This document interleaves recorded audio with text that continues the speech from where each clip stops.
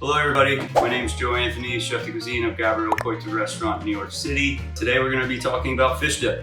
First things first, I have access to a lot of fish trim in the restaurant, so therefore I can use it at my disposal. I understand not everybody has this access. You can easily eliminate the first step of this by just buying a high quality smoked fish at your store.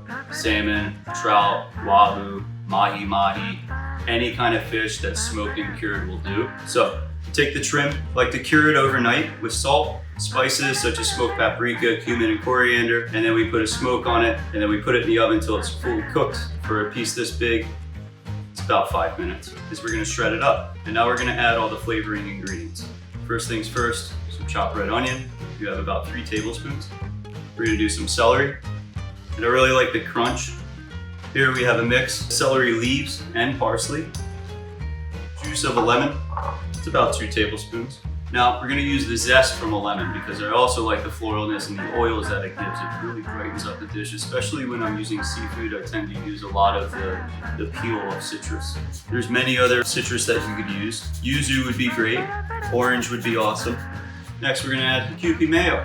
So one of the reasons that chefs really like this mayo in particular is because they use egg yolk, which is much richer, instead of the whole egg for the process. We're gonna add a decent amount here because that's what's gonna bind everything together. So I'd say that's about 4 tablespoons. Fresh ground pepper.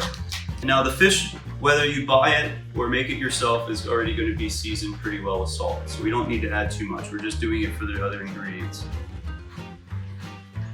This is something I believe that should be done a few hours so it could all come together. It's only gonna get better overnight. The texture looks great, so I think we're ready to eat.